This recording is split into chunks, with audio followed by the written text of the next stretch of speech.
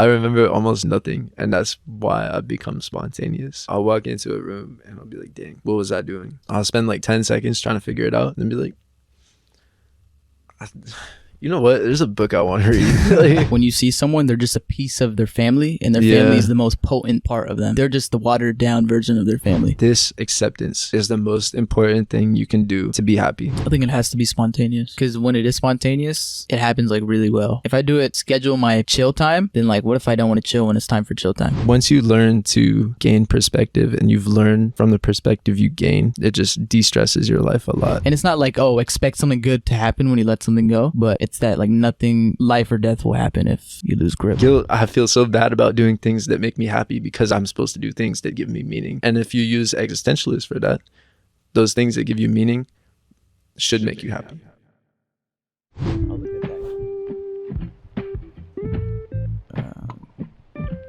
Alrighty then. Ready? Yeah.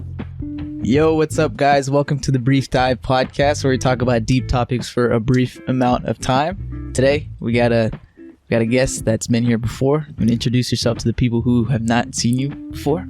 What's up, guys? I'm Archie. Nice. This is Archie. He's been on the last TMT.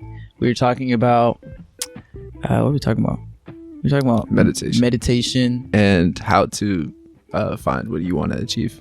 Yeah. And then the locker room talk, like locker room meditation that you had. Oh yeah. I said locker room talk. I mean, everybody. I was confused. But yeah, that's what we're talking about. But today, we're going to try to talk about going with the flow, scheduling.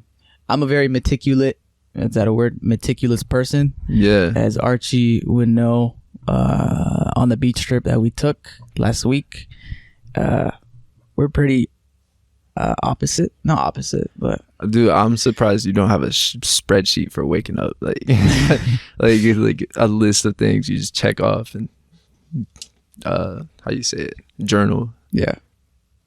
During the trip, I had a lot of things to. I do have a spreadsheet for. No, stop lying, dude. Are you? Not a spreadsheet, but like a list of things I need to do for the morning. Yeah. Like I wake up, do this, do it like this. If I don't do it like this, my morning's gonna start wrong. Okay, so you know what? I was having a conversation with one of my friends yesterday about wake up routine. And it's like super important. What would you say like the most important thing in your routine is?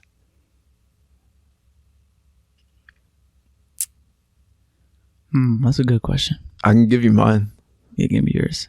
Unloading my bowels. Unloading your bowels? Yeah, I like that. It forces me to get up. Oh, that's true.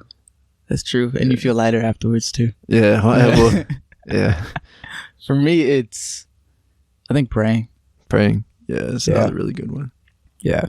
Well, those are two opposite answers. Yeah. No, but yeah. During the beach trip, we could talk about that. How was that? Dude, I had a great time, bro. That was awesome, bro. Yeah, I'm not going to lie. I didn't think I was going to have a good time. Yeah, especially with the rain. And then I've never seen like the friend group dynamic like that before. But it was a lot better than expected. I should have been more positive, thinking it was going to go well. What do you think? I wasn't apprehensive at all, but it was like I came back from that trip and I was like, wow, like, you know, I feel like I actually didn't. I spent my time wisely. Like that was a unusual feeling for me. So yeah. You left without saying. You said goodbye, but like it was like the most like I'm gonna see you tomorrow kind of goodbye. Yeah, I was getting real anxious about homework. And that's true. I finished it with like 15 minutes to spare, so I left at the perfect time. Didn't you have like 8 assignments? Yeah, it took me like 9 hours. Oh my gosh. Yeah. So right when you went home, you just did it all? I don't want to talk about homework right now. Okay. All right. But back to the trip. You brought like how many things? Like an extra set of clothes and then 2 towels for some reason. Oh yeah, because shower and beach. Lotion and deodorant. And I was just gonna buy my toothbrush there. Yeah. I'm a heavy loader with the things that I carry. Like I'm an overpacker. I need to carry a lot of things, and it gives me a sense of control, sense of safety. I can't carry light even if I'm going to the store.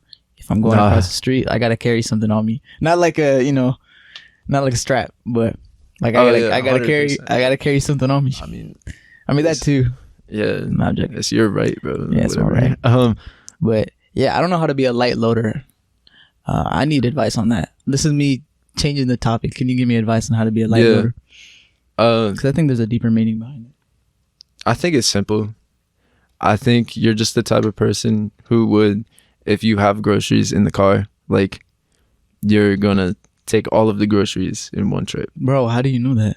Well, I mean, that's just, like we're dudes. Like it's kind of obvious answer, but I think if you get a little bit deeper into it, like I think you just value being efficient, and making that trip back is something that you're like, why would I do? Like, am I correct? Yeah. And for my perspective, I'm very different, because if I forget something, it's like, oh, I'll go back and get it. Like, that's why I leave like 10 minutes early, because I forget something and it turns into 5 minutes late. Yeah. So yeah. Okay. So it's a sense of knowing that you're going to be okay, even if you do forget something. Yeah, 100% security. But I feel like what you do is also like a sense of, like, helps you with sense of security. Yeah. It can go over the top sometimes, but it does help me a lot. I'm trying to be like you, though. Trying to be like you, my boy. Like, I mean, you are meticulous in your own way, and I've seen you like. You can say that. Yeah, I can. What do you mean? Yeah, you can say that, bro. I mean, you have, like, as every human being, they're meticulous in their own certain way, but I think in the ways that I'm meticulous, that like those are things that you kind of like are chill about, and that you're more calm about compared to me. So yeah, that's why like it's, I don't know, it's kind of, I don't know how to explain it, but so I had a couple of questions for you that I wanted to like save until today. Yeah, but you mentioned to me that your family is actually like significantly more planning oriented or organizationally inclined than yourself. Like, what does that look like? Well, I know that when you see someone, they're just a piece of their family, and their family is the most potent part of them. Like, they're just the watered down version of their family. So that's what you saw? Yeah, dude, I think it's funny that you point that out, because it's 100% true, and people are always in denial about it. Yeah. I was pretty in denial all my life. Don't you know when you but you realize that, like, you look at your parents and you're like, wow, they're also figuring this stuff out too, and like, this is where I got this from too. And I remember consciousness. I remember waking up one day. So backstory. When I was a kid, I would my mom and my brother would like be at some like high octane athletic stuff, right, at like 5 a.m. So it'd be me and my dad, and we'd wake up every morning, and my dad would help me get ready for school. This is like, 11, 12, 13 years old, so middle school. And he would, like, instead of waking me up, dude, he just played bluegrass music, like super loud, like, or like some metal, or like some country. And oh my gosh, that was the most infuriating. If anybody has ever heard bluegrass music, I don't want to diss it. Oh my god. So imagine country, but like banjo, like ding, ding, ding, ding, ding, ding, ding. Like, and I like waking up to that. Infuriating. Yeah. Waking up to country, infuriating. Even metal, like, I can't diss metal, but like, it's like, dang, man. 7 a.m. Yeah, and I just recently caught myself listening to country in the morning. It's like, no. Like, yeah. Oh my god, it's true. Like, yeah. So yeah. Be catching myself with my dad's mannerisms. I'm like, yo, nah, that's crazy. Yeah, but yeah, yeah, we can go to the topic. You were gonna say something before, and then I cut you off. Doesn't matter. Yeah. I'm going with the flow. That's what we're doing. So, how important is planning to you? As somebody who rarely plans, It's so important. Like, That was a perfect start. when I do plan, it's always like over the top. Like I'm not sure you can believe me, but when I have a plan, something that I want to plan for, I'll plan every second of the day. And part of the reason I go off plan, or I'm so comfortable with going off plan, is because when you start with a day that's planned from the second, you know, a minute goes by and you're like, no, like you lost your entire plan. And that's usually what happens to me. But I remember watching my granddad just out visiting, and he had like an entire list, like old man, like accounting sheet, like for everything. And I was like, fool, like, why are you doing that? Like, it doesn't make sense. And he passed away 10 years ago. Sorry. And I was speaking with my grandma about the, you know, similar topic, just figuring out plans and all that. And she was like, oh, you know, your granddad would have been able to tell us like everything about what we need to do today. And we got further into the conversation, and it turns out he had planned my grandma's entire finances after her death. And ever since having that realization, that, wow, like, he was real meticulous about it. Like, he planned years and years and years and years ahead. I was like, wow, that might be the right way to live your life, you know? And it sounds kind of impossible to do that. Like, it seems like especially for me, you know, it seems like an impossible task. So I'm trying to get better at it. And because of that, it's very crucial for me. Like, every improvement I want in my life, I realize now that I need to plan to make it happen. So, like, what things have you been doing to work on that?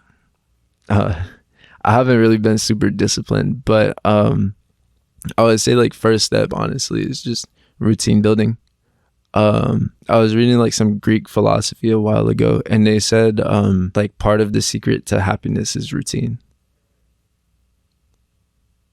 It's like, you know, obvious answer. So yeah, but I don't know. If I have any more like explanations, I'll let you know, but that's all I got right now. When I have nothing to do, like, what ties to boredom, when I have nothing to do, I get like very stressed. When I have too many things to do, I get very stressed, because I always feel like something needs to be done. But yeah, that's like where my approach is. In terms of routine, if I'm on vacation, like, I don't want to have nothing to do. Like, we gotta have like an itinerary or like a list of things that we want to do. At least 2 or 3 things. Yeah. Like, there's got to be a direction. We can't just sit still and like. But that's like my take on it. What do you think about that? 100% correct. Like, yeah. That's a perfect way of approaching that situation, because if you are the person who, if you have too much to do, you're stressed. If you don't have anything to do, having a couple options to choose from, like, for sure, that helps you out. Yeah. Like, I don't see any issue with it. I think, because I know people that just like, well, some people have personalities. I don't know, like, they can naturally just come up with things to do on the spot, and then they'll end up getting the same amount of things done as a person who meticulously planned in the first place. I met some people like that, and it's so, it throws me back about like, oh wow, I'm working harder. They're probably not working as hard, but we're doing the same amount, and it's trippy. But you see what I'm trying to say? Yeah. I haven't really thought too much about that. Yeah.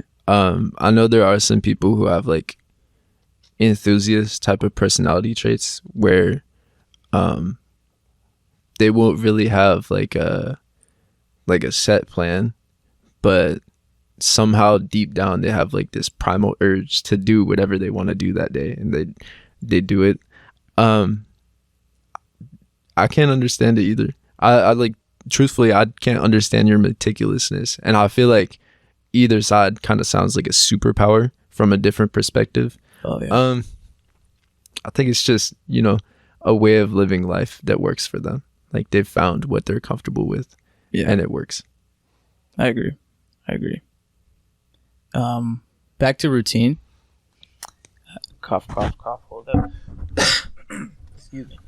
Back to routine. What are some things that you do in your routine that will help you know that you get things done for the rest of the day, or end the day off knowing that you get things done?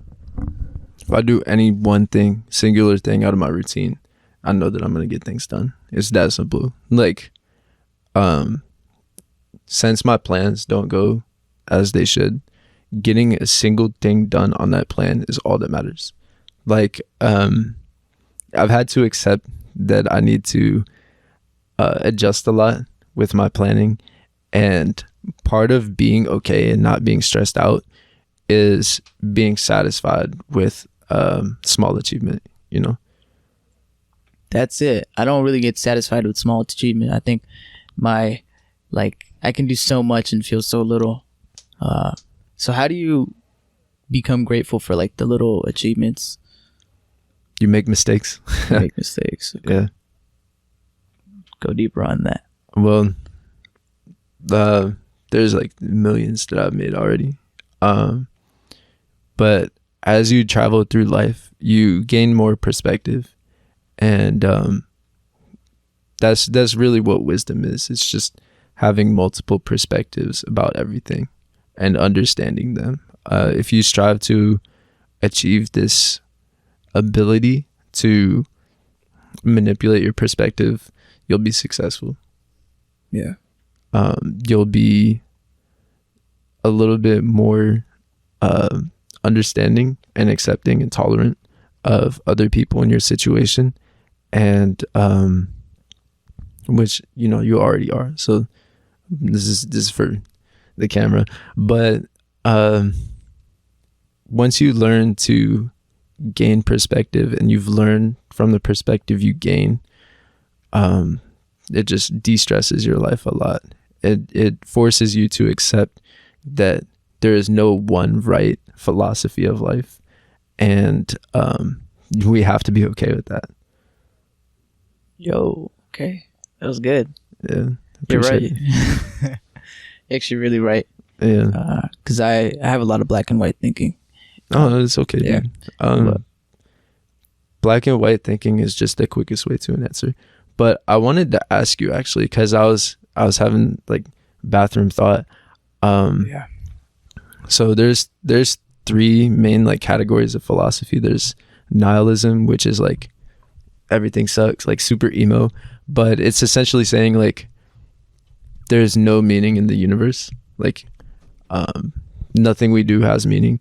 It's just that our actions are a small drop in the giant pool of water that's the universe, and it's meant to really just put our lives in perspective, and teach us to take things less seriously. There's existentialism, which is a response to nihilism. It's you find meaning in the things you do. You create your own meaning. And then there's absurdism, which is like you agree a little bit with nihilism. There is no meaning, but that doesn't mean you can't have fun. And which one of those, like, I'm not sure if you've actually like thought in depth about that before, but like just quick response, which of those like resonates the most with you? I think a little bit of me goes towards existentialism. Oh my bad. Oh no, you're good. Nice. Existentialism. I do have moments where it's like nihilistic, but majority is existential. Good. Yeah. I feel like praying helps a lot with that, right? It does. And when I find myself like in depressed moods, thinking that there's no point in anything I do, feeling discouraged about everything that I do with this too, it feels like everything I do is just a waste of time. Like every action is a waste of time. So yeah, praying helps with that. Hey, before you continue, I just want to let you know that not only do I appreciate you tuning in, but I did notice one thing. A lot of you guys viewing are not subscribed to the channel. So if you haven't already, don't forget to hit that subscribe button so you can stay tuned in to more videos like this. And for a bonus, you could always like, comment, and share. If you need to, go grab yourself some water, go use the bathroom, go walk your fish, do your thing, and come back and then continue watching. So yeah, back to the video. I think a little bit of the nihilistic view isn't bad though. Yeah, It's really good. yeah. But like, how can someone like me, who's like very, very existential, always thinking about 500 steps ahead and how the step I can take can get me closer to that? Like, how can I pour some nihilistic potion inside of the mix? Oh, I don't think nihilism is the answer at all. No? I'm an absurdist type of dude. Oh, yeah. So like, if there's a whim that I think is fun, I guess absurdism, how can I pour that in there? I think I was being black and white. I think nihilism is like, is good, but it's just to give you perspective of how small your actions are in the universe. Oh, you're right. I think it's just really accepting that there are 3 possible views and that there's no distinct right answer. Well, you know, like, will help you with the nihilistic thoughts. And then if you consciously choose to find meaning in your actions, you know, you won't really have those thoughts, oh, like what I did was worthless, like didn't matter. Like if you have a conversation that went badly, like if you use an existentialist lens for it, that conversation was an opportunity. It was a learning opportunity to see what you can improve on. Yeah. So the absurdism part, you said you're more absurdist? Is that how you say it? Yeah. I don't know. So tell us more about that. Absurdism is the one that I understand the least. But there's this concept called Epicureanism, and this guy, this Greek guy called, I think, Epicurus, something. I don't want to say Epicurus. I think it's Epicurus. Epicurus. He said basically like hedonism inherently isn't bad. Like pursuing pleasure and fun is like kind of the natural step and in you know, just how we should act. But hedonism is bad because if you don't have pain, then you won't know what happiness is. And he advocated for simple pleasures, like living a simple life to be happy. I think if you pour that, like a little bit of absurdism, like potion on that, it's basically saying like, there's no reason you shouldn't be happy. Like objectively speaking, there's no real reason that you don't deserve to be happy.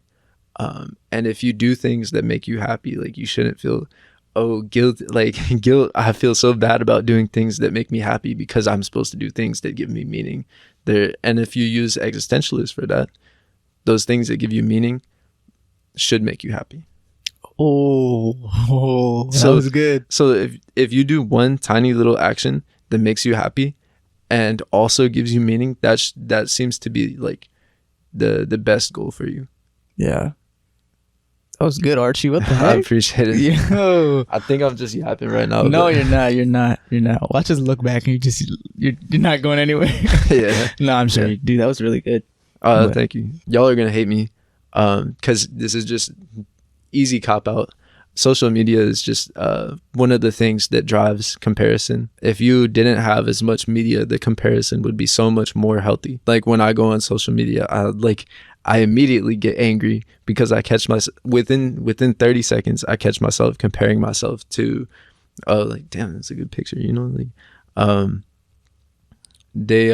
my gosh, that guy's tall. Like, it's like, stop, you know. So yeah, I had to get rid of it.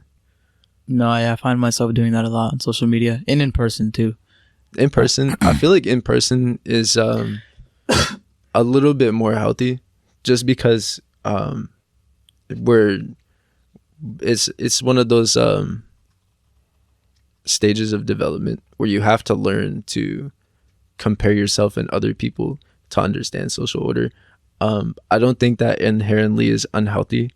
I think social media just causes us to over compare. You know, like healthy competitiveness. Yeah, those are fine. And social media like gives you like the best of someone's life. And we assume that like that's the regular every single day.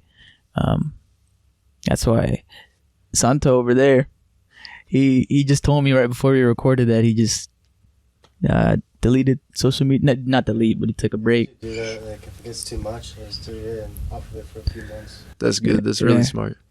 If you guys didn't hear him, he said he just sometimes for a few months he would just like get off of it or delete it, which is something that I really It takes respect. a lot of discipline to do that. It does. It really does. Because easy for you, bro. Don't worry about it. me, Yeah. Just I don't know, just do something spontaneous and be like, delete it, you know? yeah, for the vibes.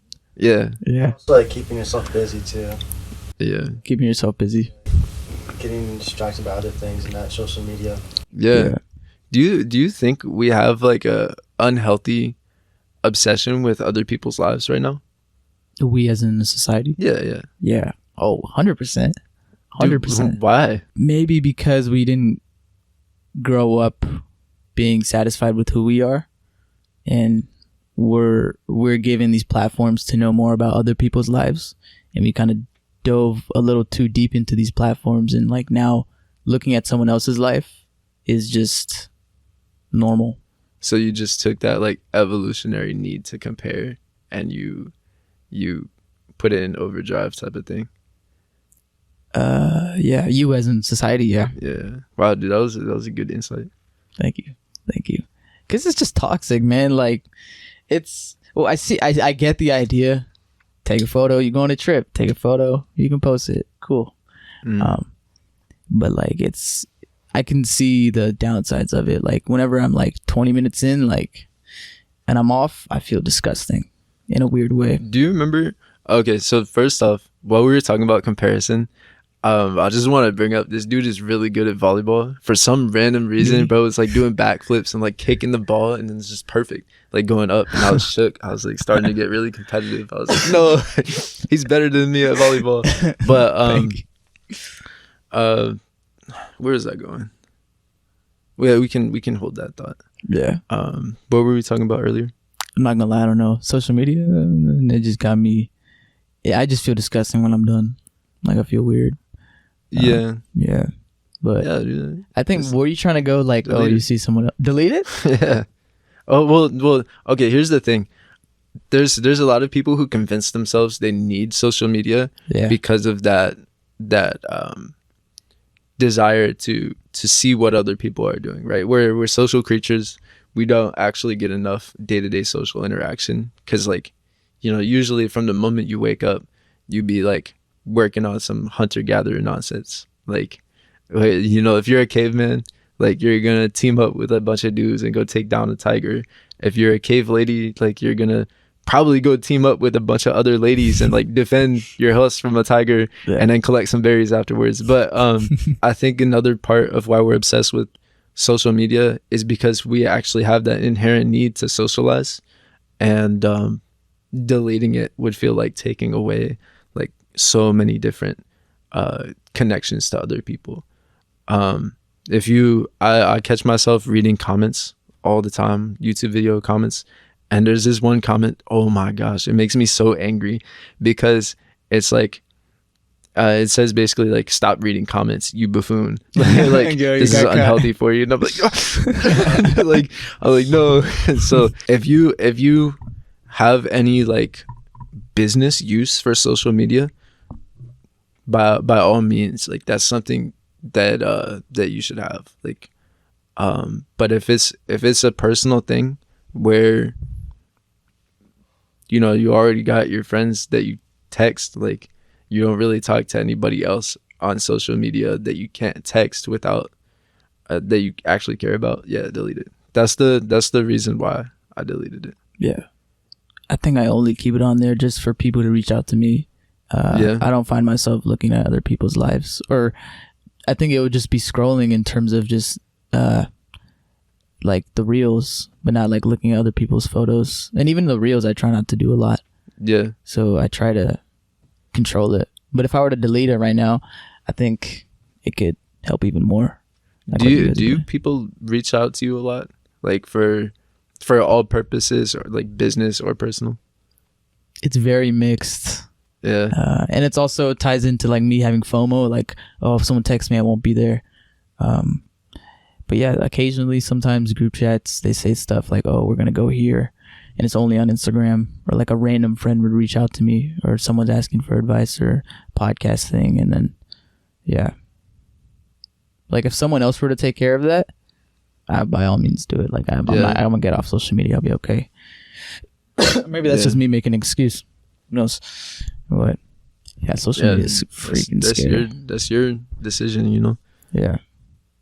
Because you've done that before. You don't have Instagram. I have Instagram for business only purposes, and my business is like nothing going on right now, so I don't go on it. Yeah. I don't have any. I made sure not to follow any of my friends with my business related Instagram account, because doing that would distract me too much. And there, like around this time last year, I bought a whole different phone. I got rid of my iPhone, and I got like the light phone. Oh, do you have it on you to show? No, I wish I did, but it's essentially a Kindle that you can't do any like sort of apps on because the screen's gone. You can just talk and text, and there's a calculator, and that's pretty much it. Like the maps function is cool, but you know, if you really need a map, you should go to a computer. Yeah, but I was obsessed kind of with being unavailable, right? And it took a lot to get to that point, because I had to learn how to not care if people didn't reach out to me, right? So I'd be on Instagram and I'd be like, oh, I need to maintain these connections, and embarrassing moment. A girl angered me, and I was like, oh, like I don't care anymore. And it turned out to be for the best, you know, because I deleted Instagram. But yeah, emotional decision is the actual genesis of my deleting Instagram. So that was it. Yeah, and I didn't want to admit it, but oh wow, everything happens for a reason. Existentialism. Yeah, bro. There's meaning in that action. Yeah, 100%. Was her name Genesis? No. I'm saying it was the beginning of the Genesis. Yeah, I get it. But I'm saying it'll be funny if her name was Genesis. I know, guys. I know. Back to social media. Yeah, like even Santo and I were talking about this before. Like at the Marvel clip where I was roast. I guess I don't have enough knowledge on Marvel, and I said something, and then people didn't like it. Guys, please don't cancel me. We need to keep like a fact checker screen, like like in the background, be like, wrong. How are you when things don't go your way in terms of planning and structure? So I mentioned before that I'm a little bit too much of a perfectionist when I plan, because it's a rare occurrence for me. So when I do plan, it has to be like I know everything that's going on, everything is under control, and it takes maybe a minute for things to get out of control. And having done that so much, you either allow yourself to become really stressed, which happened to me when I was in 3rd and 4th grade, when I was starting to have this sort of dilemma. And over years, like it's been, I don't know, it's like almost 15, 16 years since I started being real meticulous with my planning. Over time, I had to learn. Like it was kind of like a adapt or die situation. You either allow yourself to be stressed constantly, or you focus on your happiness. How do you come to terms with that? Well, what are your priorities? Like, do you have any really, really, really important things you need to do when you plan? Is everything all of the same importance, or is there one thing that if you don't do, it's like life or death? No, was that rhetorical, or was it asked? Both. Okay. A lot of it aligns with my values. Yeah. Some are just like all in my head. maybe 1 or 2 are life or death. Where I guess like no, not life or death, but 1 or 2 are just like, oh, my health, Crucial. take care of it. Crucial, yeah. So the rhetorical point of my question was, there is no single action that's life or death in your life, except for getting shot. But that's something that things lead up to, or it can just happen just randomly. It's something that you have either a lot of control over or very little. There's no in between. Yeah. But like when it comes to the crucial things you really need to get done, do you get stressed about them? Like when they don't? It's weird. I don't. Really? I get stressed while I'm doing it and knowing that I need to get it done. But like when I have like a couple of days left or a day left, I think I reach to a state where like I disassociate from who I am and what I need to get done.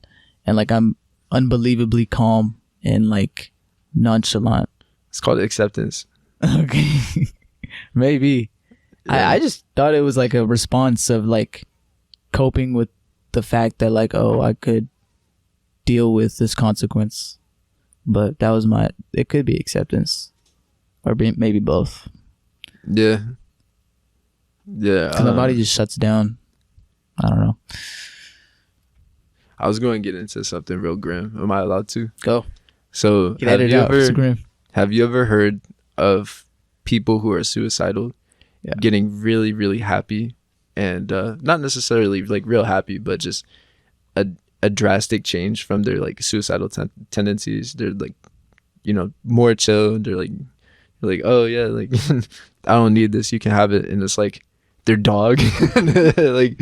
like I think that stems from them accepting that they're gonna die. Yeah. And that's like really, really scary. Yeah. But also at the same time, if you take a lesson from that, it's that acceptance is like one of the keys to happiness. My personal philosophy is acceptance is the basis of growth. You can't grow before you've accepted where you are and what you're at.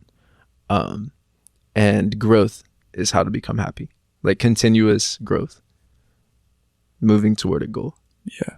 And then the last part of that is routine building. If you build a routine, it allows you to see your growth, your progress. Because if you say, oh, like I want to wake up and pray every morning, you can say, wow, I've prayed 800 mornings in a row. Like I only missed it like 3 times, like, or that's like a quantifiable approach to seeing your progress and your growth. If you want to add something to your routine, like of course, like if you have a already established routine that's second nature to you, if you add something to it that helps you out, that's like you can tangibly see the growth right there. Yeah. That makes you happy. Dude, you just answered one of the questions for like an episode that we recorded with another guest, Anu. Really? It was self-acceptance versus self-improvement. And that was like the best answer. That's the answer that I was looking for. Really? What you just said right there. There is no right answer though. There's no right answer, but the way you said it was like that there also is no right answer. Like they kind of intertwine with each other. Like self-acceptance. You need to know where you are before you know where you want to go. Yeah, well, watch that video. Watch the other video, because gaining perspective is so important. And you can't just have one perspective that works for you. You have to have an option to have more. I don't want to invalidate what they said. Yeah.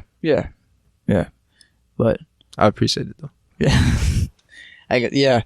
But nah, keep going, bro. You was low-key cooking, dude. I just want to that's all I had, bro. That's all I had. That's all I had. I don't want to yap too much, Nah, the acceptance part, I see what you mean. Like, it's like, well, back to what you're saying. It's like a sign where, like, they want to, and it's,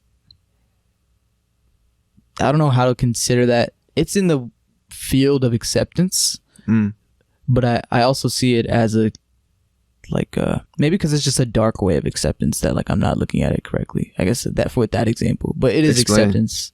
Because if it's like a dark way of acceptance, it's like You're talking about the grimness. The grimness, yeah. Well, either way, they're both acceptance and they work the same way. So I shouldn't really be saying that. But sometimes it's hard for me to come to terms with things. My family knows that I can't take like a no for an answer. Like I just got to make sure it's a yes. That's funny, dude. So would you like rephrase the question until it's a yes? Yeah, that's exactly what I would do, bro. You're smart, man. That's I'm gonna steal that from you, bro. Like if like this isn't like a spoiled kid always getting what he wants, but this is a spoiled kid getting exactly what he wants. That's exactly it. You understand verbal semantics very well. Sort of, but yeah, like I was told no a lot in my life. I was told yes a lot in my life. I'm not here to say that I was given everything that I wanted. But whenever someone tells me no, I always feel like there's just another way to go around it, beat around the bush. Like, you know what I mean? So that's why that acceptance part, like I always feel like there's a hole in that boundary that you just set right in front of me when someone says no or when something happens. I always feel like there's like a crack in the window that I could peek through. Is it like the type of thing where you'd be like having like a serious like discussion on plan of action with your family and they're like you're wrong, and like is it the type of thing where it's like if you said you're right they'd be shook? Like you'd be like, you know what, you're right, like Hallmark movie type of thing. They'd be like what's wrong with this guy? Is that how it is? If I say that, yeah, they're just like whoa. Especially my sister. Try it, dude. It might be fun. I think I did that one time just to see how she reacted. I was like, you know what, I think you're right. She's like, what? And I walked away. And then she was that surprised. fun?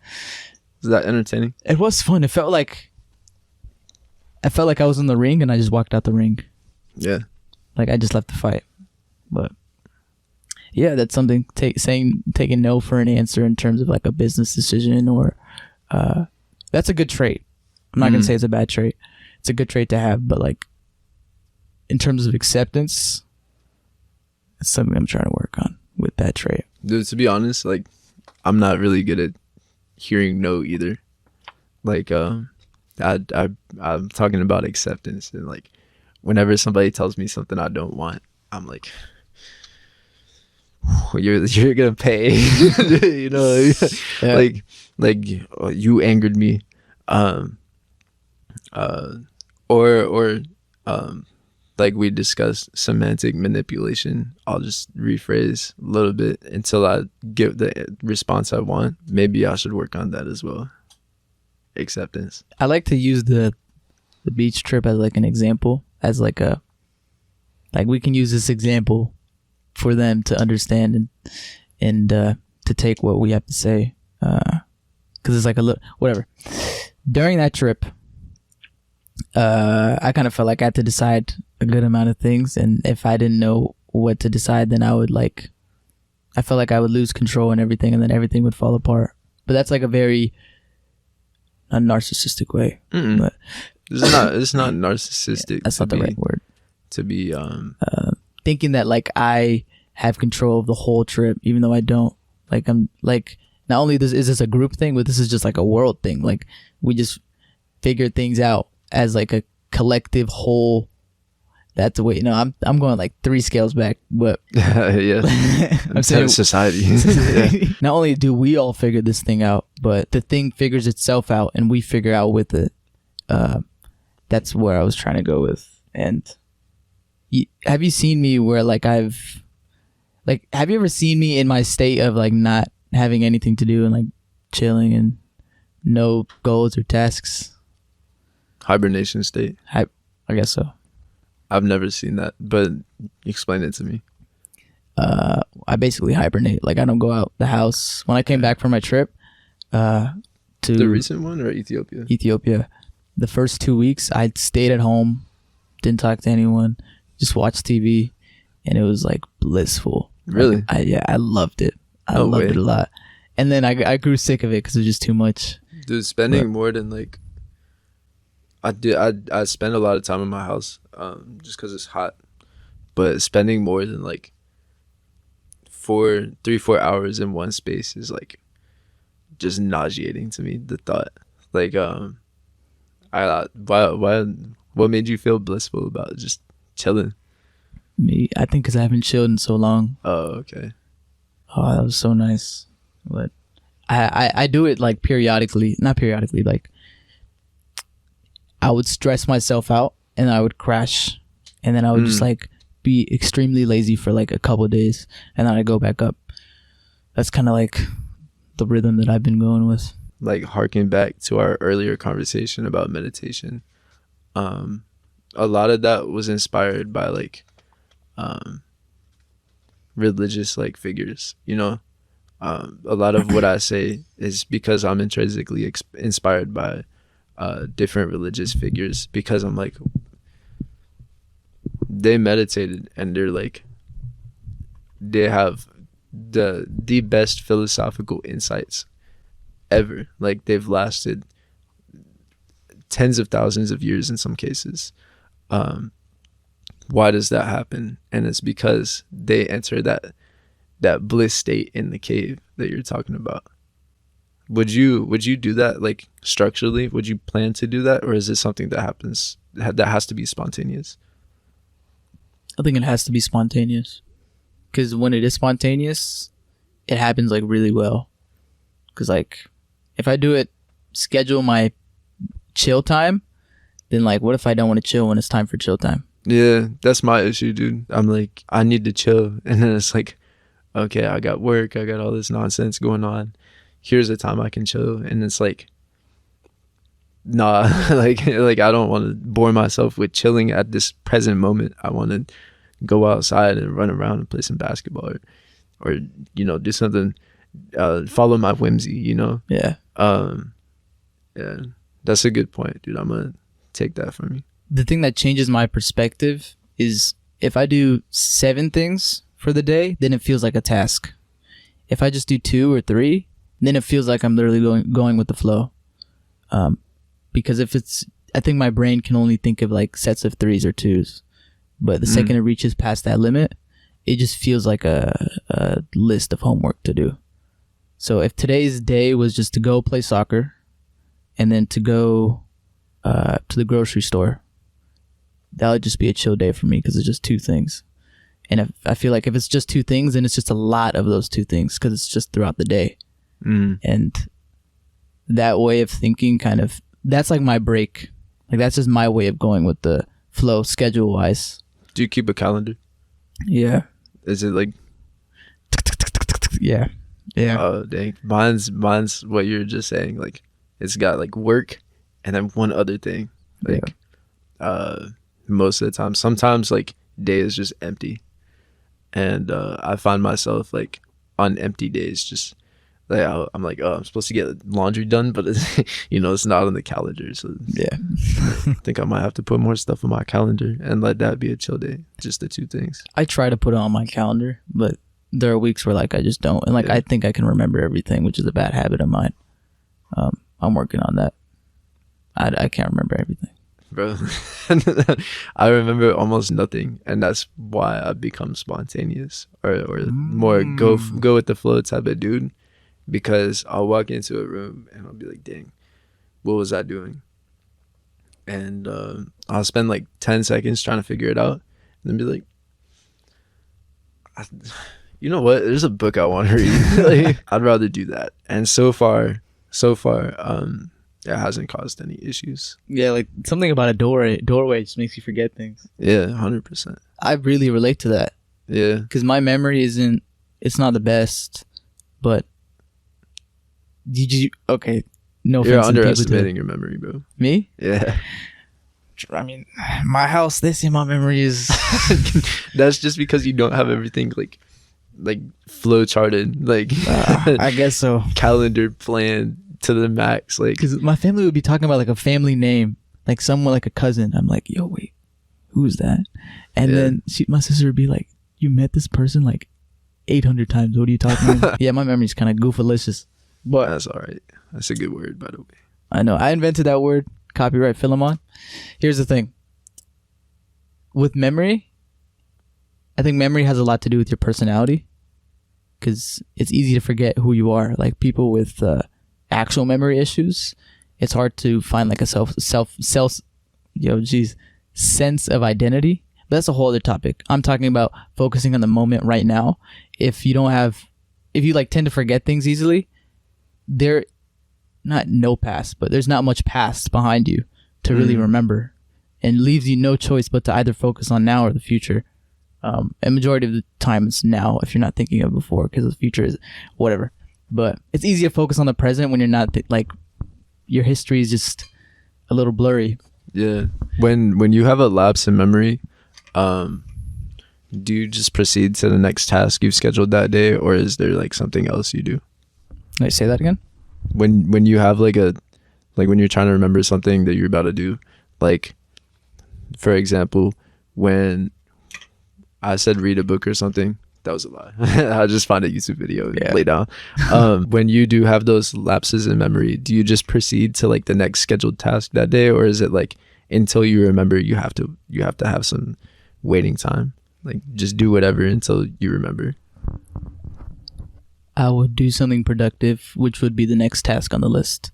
And then sometimes halfway through that, then I'll remember the first one, and then I'll go to the first one, and then I'd finish the second half of the second one. I think you got it figured out, dude. I don't know, man. I don't think any of us have it figured out. But yeah, I think off the bat, people listening right now can already tell like what kind of people we are. Yeah. Hey, before you continue, I just want to let you know that not only do I appreciate you tuning in, but I did notice one thing. A lot of you guys viewing are not subscribed to the channel. So if you haven't already, don't forget to hit that subscribe button so you can stay tuned in to more videos like this. And for a bonus, you could always like, comment, and share. If you need to, go grab yourself some water, go use the bathroom, go walk your fish, do your thing, and come back and then continue watching. So yeah, back to the video. I did want to talk about things on my own. Do you have some things that you want to bring up? Dude. I feel like I've been yapping a slight little bit too much. I want to hear you talk. This is the only point in time of life where you can yap. You have a microphone right here. Yap as much as you want. I feel bad when people say, "Oh, I don't want to yap," but yap, bro. Yap. You said you were about to say something though. Nah, I like to build off you. Well, I have a lot to say, dude, but I want to keep it a secret. In terms of for your privacy or for now. I'll bring it up later if I want to. Okay. It's about yapping. It's about yapping? Yeah. Yap about yapping. See, my point is, or I don't have a point. What I wanted to bring up is there's so much information you miss out on when you yap that it should not be it should not become a habit to yap. Like, habit should be listening. Listening allows you to absorb information that you would miss if you're just spewing some nonsense like I am. I agree. And I catch myself doing that too much. So I'm trying to get better at keeping to myself and listening. Okay. If that's the case then. Yeah, I see that. Do you do that often? Like listen a lot? Would you consider yourself a good listener? People say I am. So what do you think? I don't think I'm a bad listener.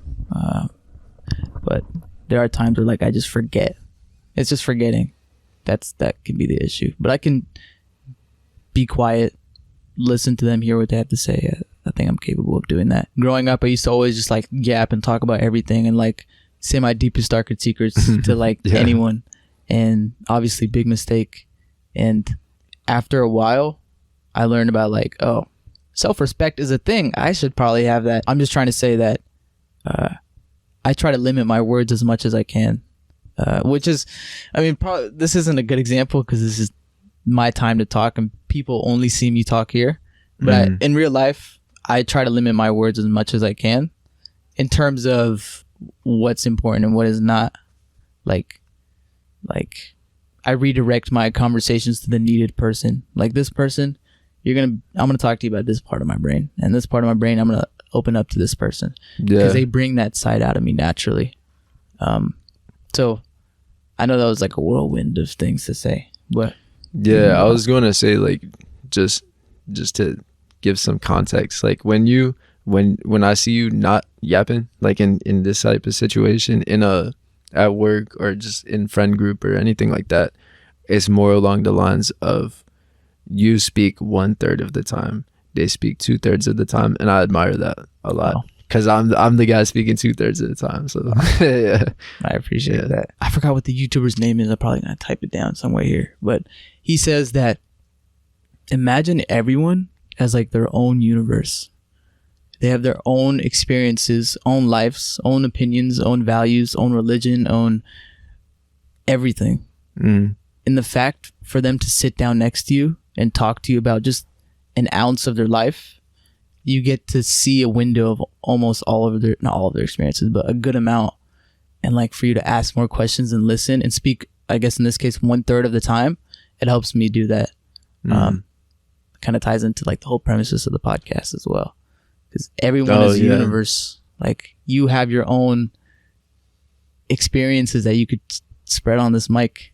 Yeah, gaining perspective by just listening to other people. Yeah, so important. Do you struggle with like feeling the need for control, like everywhere you go, or just in life? Yeah, I feel like that's like a little bit deeper, and I'm willing to go there. But before I like, are you willing to go a little bit more into your like personal life, or are we going to keep that out?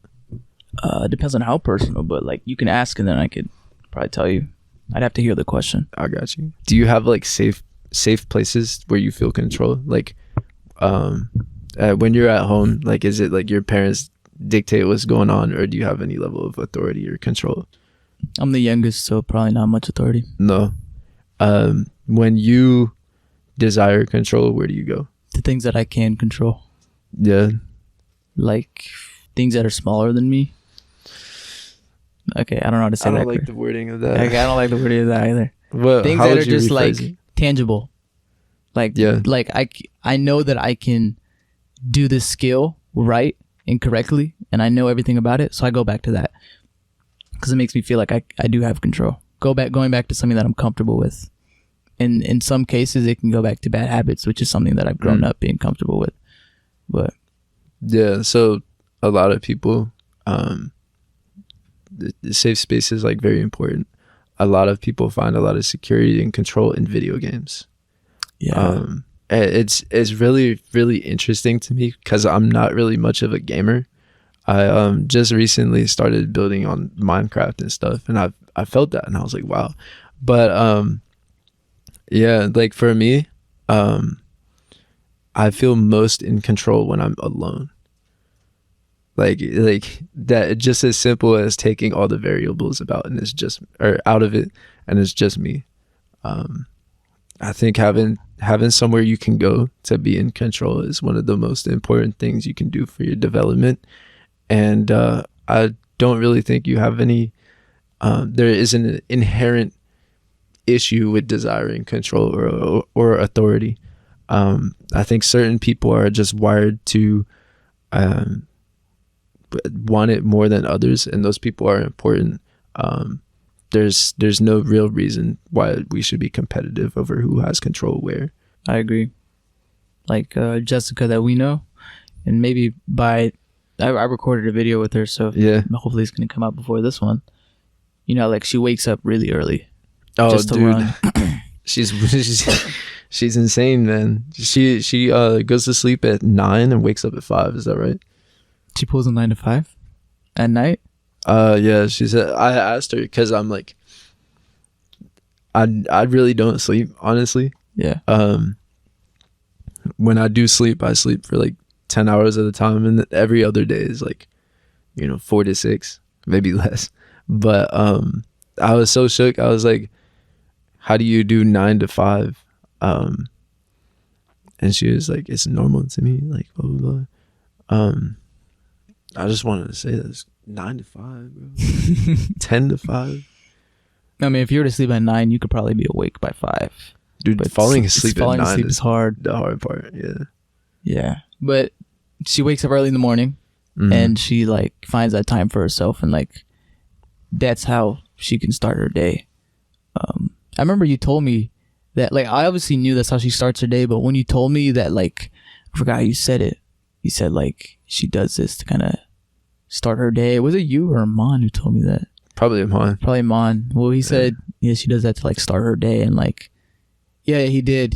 He said, because I was dealing with something, I spoke to Amon about it, and he was like, yeah, like find something that you can do like alone that like can help you. Like, oh wait, Jessica, she wakes up in the morning, she does a run, or she does everything that she needs to do in the morning to help her get settled for the day. So finding something like that for me could work or could help.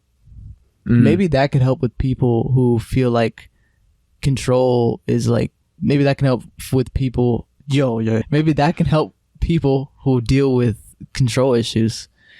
Because like, by control issues, are you saying feel a lack of control? Yeah, that's what I meant. Okay. Yeah. Sorry. Yeah, 100%. Yeah. I feel for lack of control, finding something that makes you feel comfortable controlling. Because I know it's kind of common to feel a little bit guilty for desiring control, right? Yeah. Finding something you can control without guilt is it makes you feel good, you know.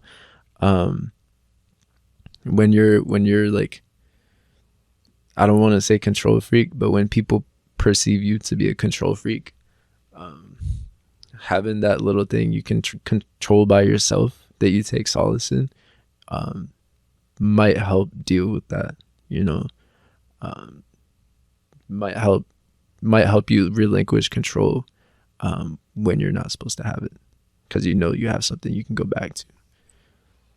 I think because when we think we let something go, we think that we're like losing something, but in return, like, well, the whole thing with the Bible, like, if you let something go, something bigger will come. Or like, have you seen the photo where Jesus is holding the big teddy bear, and behind his back, and the little girl is holding the like the small teddy bear, and like she just won't let it go.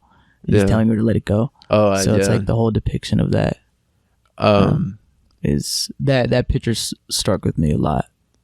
Yeah. And it's not like, oh, expect something good to happen when you let something go, but it's that like nothing, life or death will happen if you lose grip. Do you think there's anything wrong with expecting something good to happen at all times? That's a good question.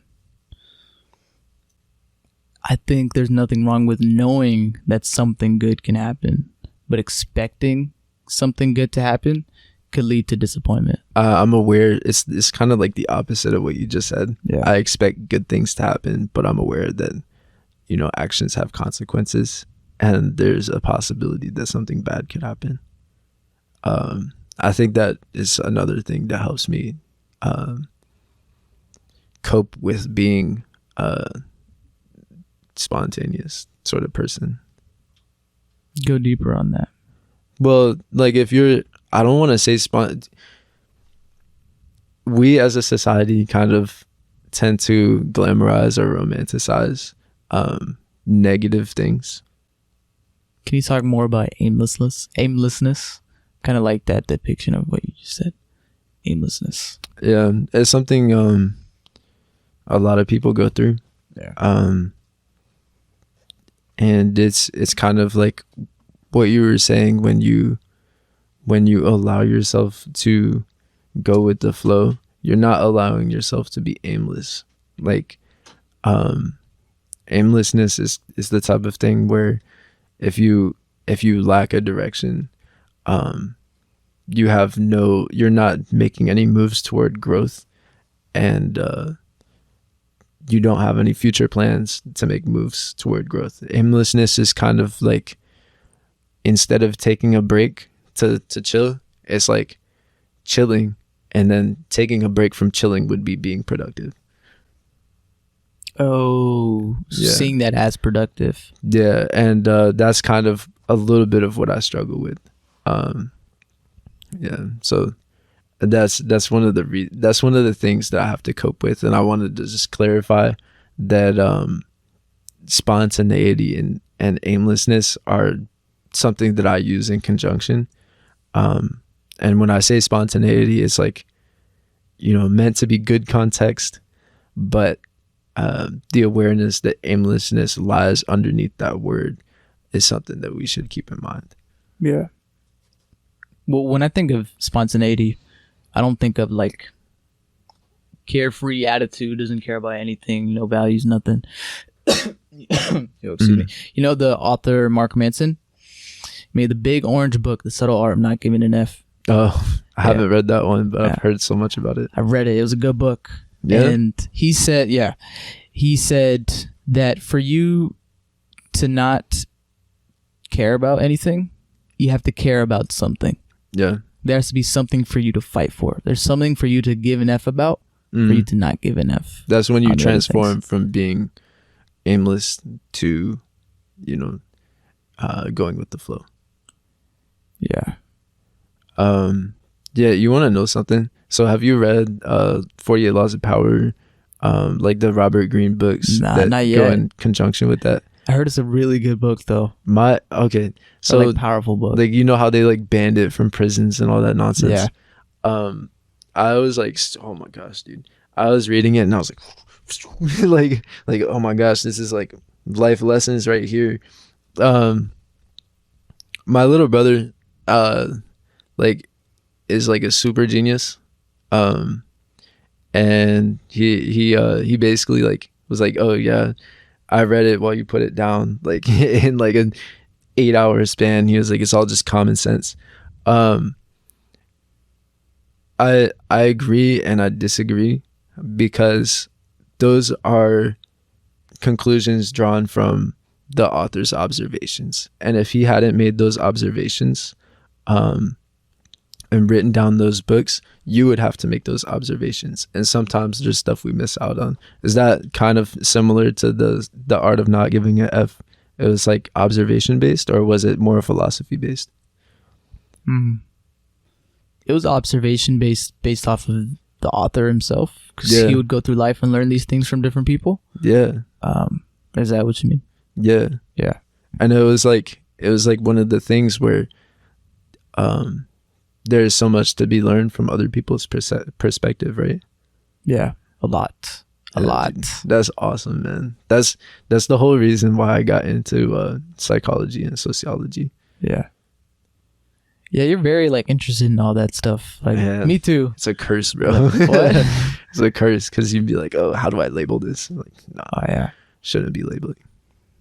Yeah, you're very knowledgeable in that aspect. I appreciate it, more man. than me, I think. Because I respect it. How Appreciate important it. is psychology to you? It's a loaded question, dog. Take your time. I don't like the wording of that question. How would you like me to word it? I think if I were to rephrase that question, I would put it as how much benefit do you get from understanding psychology? And I would say there's infinite amount to be learned. However, like, psychology isn't really even truly that important to me. It's just, something that is interesting and I find fun. Yeah. What about your opinion? What do you think? Understanding the mind is important. Okay, cop out answer, bro. Why is understanding the mind important to you? Like, what do you think you benefit? How do you think you benefit from it? Because the mind affects our actions. Yeah. Or our mind affects, what was it? Behaviors, actions, and then life. Our mind affects our behaviors affects our actions affects our routines affect our life.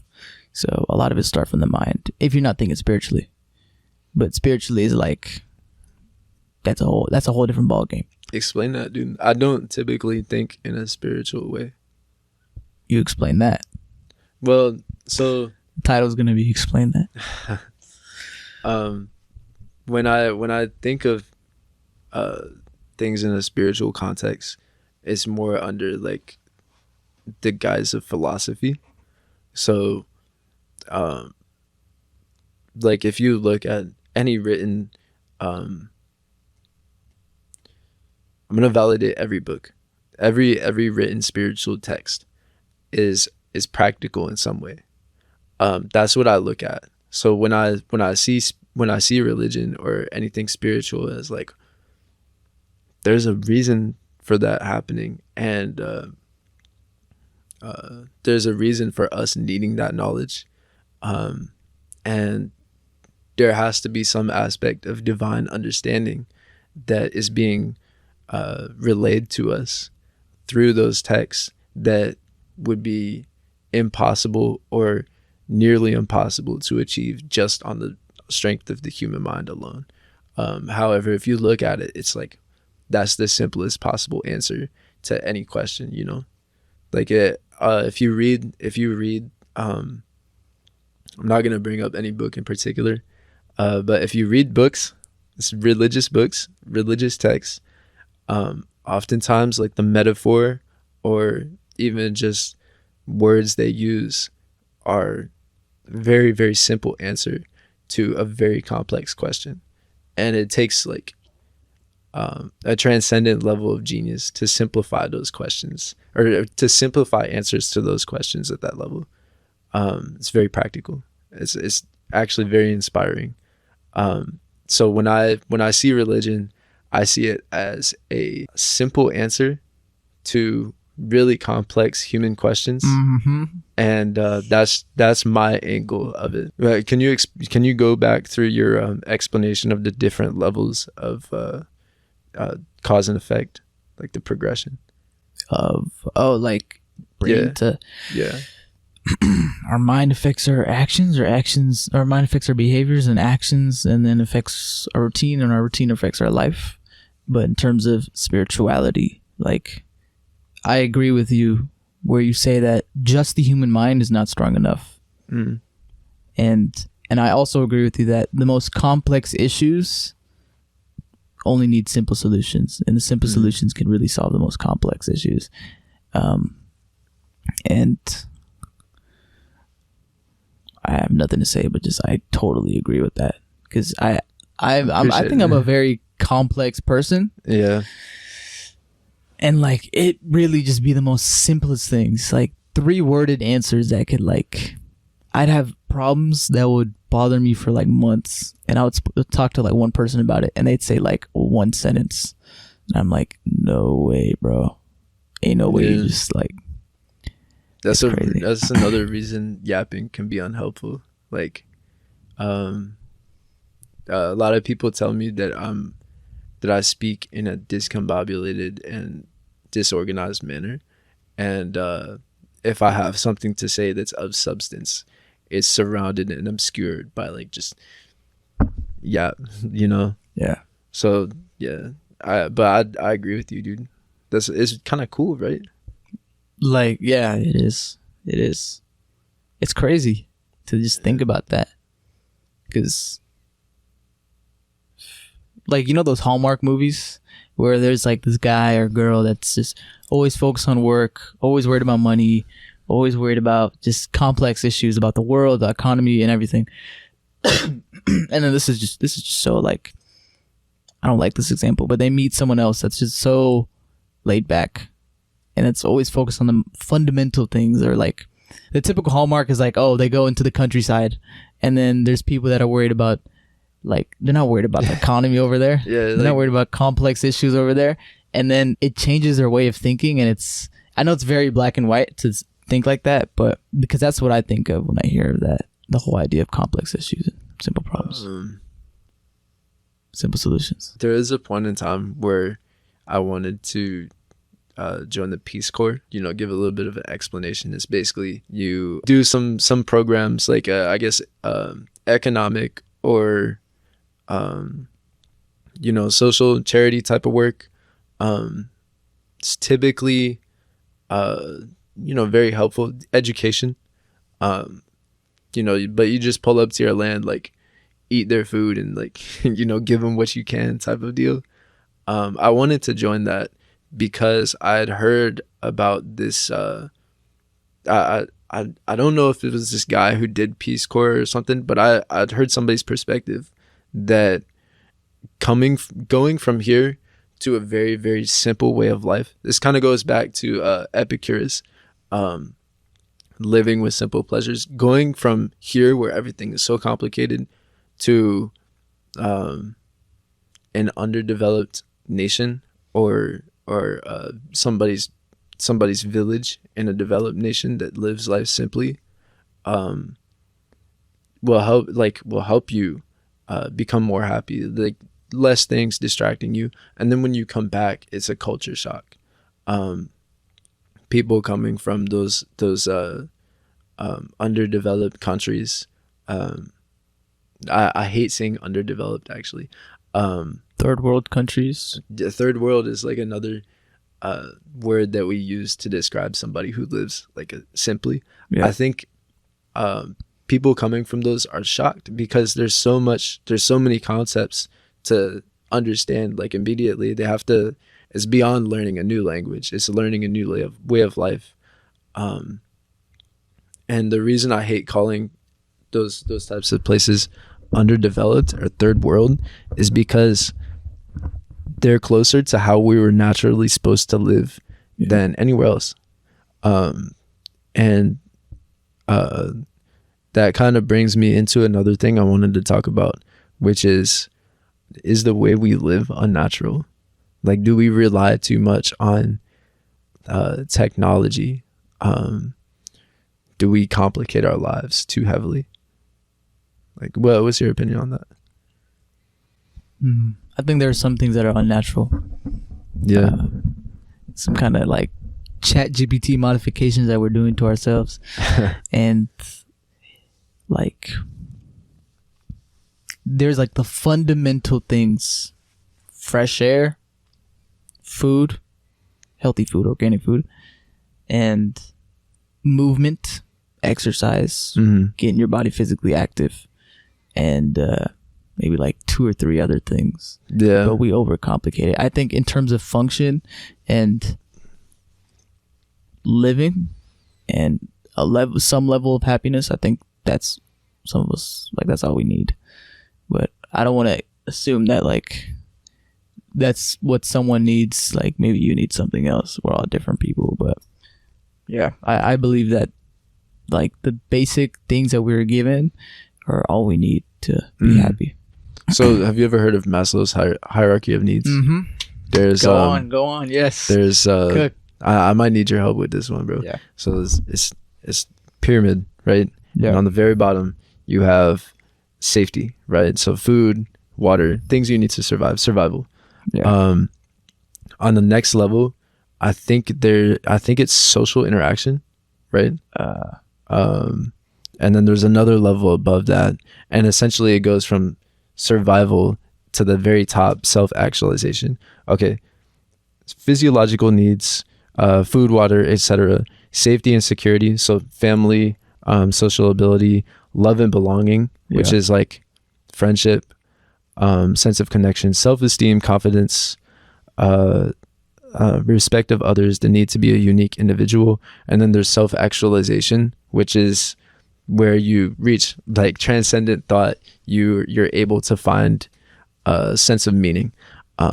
It's basically validating your dreams. I don't see anything that mentions technology in there. Oh, you're like, right. If you go to somewhere to just live off the land type of thing, like they got everything they need for achieving self-actualization. I think life is so much easier for us because of technology, but I don't really think technology is the true answer. That goes back to Epicurus, like simple pleasures type. Yeah. Like I see chat GPT, AI type of answers to these problems, dude. I think a lot of people are going to be lost, and instead, in the place of religion, they'd ask AI all these questions. Yeah. Dude, and you know where AI gets all their information from, right? Online? Well, AI can't create new information. Yeah. So I'm concerned that there's going to be a lack of ideas and philosophy. Or not necessarily a lack, but a decrease in output. And I feel like technology is just going to like make our collective growth as a species, as humanity, slower. Yeah. And it's like counterintuitive, but yeah. I agree. I can't say that I'm gonna fully hate technology because technology of all course around. you can't live And here, especially without technology. and I've had surgery before where technology was needed Yeah. and it helped me. And you know, technology is good. It helps us do things quicker, but I think someone reached past that quick limit where attention spans get involved. We're too quick, and like things have to be immediate, and that throws the world off. And back to Maslow's hierarchy of needs, you're right. There is no technology on there, and that's a cool thing that you pointed out. Appreciate it. And because some people don't agree with that way of thinking of Maslow's hierarchy, because they say like, oh, like if I'm not secure, but like I still have friends, like if the bottom rows aren't really full and the top are, and like I'm still doing good, it's like that's where people get confused. Maslow, there's so many people that use this hierarchy of needs to explain things. Maslow's explanation was that if you don't satisfy the fundamental level, you can have things in your life that would satisfy those upper levels. Like you could have things that is essentially like are components of self-actualization, right? You could have all the pieces put together, and if you're missing like the bottom or like the middle one, that's where your focus is. So there's so many people out there that are like true geniuses, right?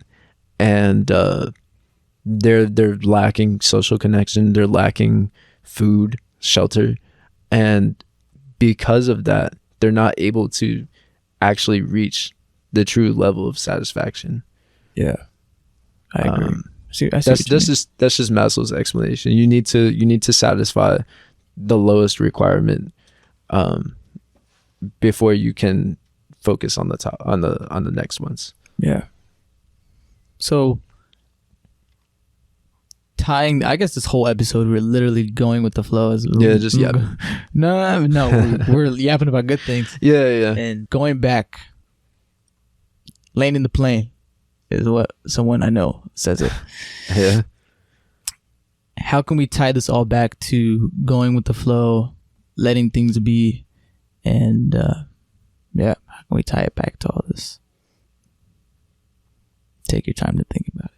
I'm gonna drink my water. We expect ourselves to be like supreme geniuses. I expect myself to be a genius. I know I'm not. I'm 100% not a genius. I've had that realization after going to school. Can't force a robot out of a human, which is a mistake I do. Our expectations are too high. And then when you take these comparisons to other people that we just have forced upon us, other people's perspective, and we expect perfection out of ourselves because we see other people who expect perfection out of themselves and exude this image of perfection in our minds. It causes us to to struggle to go with the flow and accept. That's pretty much it. Like if you don't accept, you can't go with the flow healthily. Yeah. To accept, it's really coming to terms with your pros and your cons, because it's easy to accept the pros and it's easy to accept the good things about yourself, but the bad things about yourself, that's something that some people could look in the mirror and just oversee. Can you give an example of that? Someone doesn't like their weight and they can't accept the fact that they're overweight or underweight, and like they just can't see that. Like they're too stubborn to really accept where they are, and like they want to lose weight, right? But they can't accept the fact that they're overweight right now. Does that make sense? Yeah, they won't be able to start. Yeah. You have to see a problem to solve it. Yeah. I wanted to ask like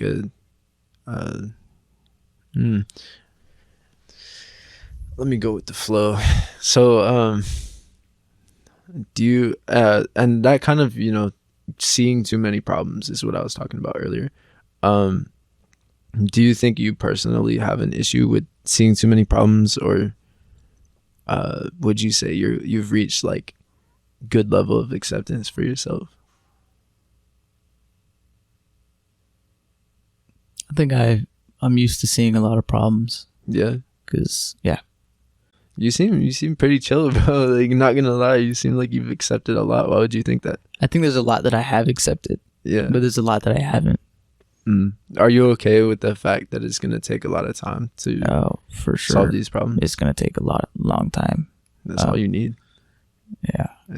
Yeah, bro. You got everything figured out. I don't know why you do these. I don't know why you do these podcasts and like get perspective when you already got like no, everything bro, solved. it's hyping me up like too much. Nah. There's a lot. There's a long road ahead of me. Yeah. I don't know enough. But yeah, going with the flow. We literally went with the flow this whole topic. I like that. That was new. It was a new take. Yeah. What? I don't know, dude. Do you remember the trip? Like, we all looked to you for organization. Yeah. It's like, man, I feel uncomfortable without structure. I don't know. When I go with the flow, I sometimes feel stupid. Nah. Like, I see where you're coming from when you Yeah. say that. But no, when I see someone that goes with the flow, I just see happiness. I just see someone that's just like someone that can. I see feelings of calm, happiness, and content, yeah, which are feelings that are hard for someone that's very like to do. And I know you're and like you say, like when you do plan, you go over the top. yeah. And you're hyper focused on that, which I can see. Yeah, is there anything else that you wanted to bring up? Because I know you ask really good questions. You should sit I here. appreciate it. And I should sit No, there. dog. No. I think you're more suited for that. Whoa, no, you're a pretty cool podcaster, man. I appreciate it. I mean, you are right now as we speak. You're a podcaster.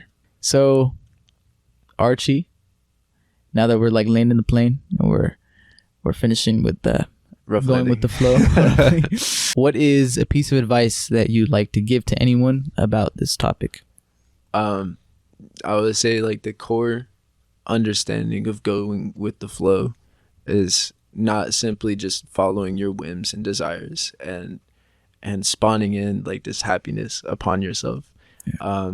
It's more accepting that that outcome can't always be predicted, and that this acceptance is the single most important thing you can do to be happy in your life. Yeah. That's good. That's great. Archie, thank you for getting on the show again. Of course, bro. W guest, like literally, bro comes on here, cooks, and then walks out. But I appreciate you coming on the show. If you guys like today's episode, feel free to comment, subscribe, like the video. Dang, I always forget on what to do. Comment. If you don't like what Archie said, comment. If you love what Archie said, please comment. If you hate what I said, comment. If you love what I said, please comment. If you disagree with me, I'll fight you in the comments. That's good. I'm ready. Like, get started. And you guys should, if you guys want to reach out to me, email me at thebriefdive@gmail.com, Instagram, The Brief Dive, Snapchat, The Brief Dive, all The Brief Dive. I'm not going to lie. But yeah, thank you guys for listening. Hopefully this helped. We'll catch you. Peace out.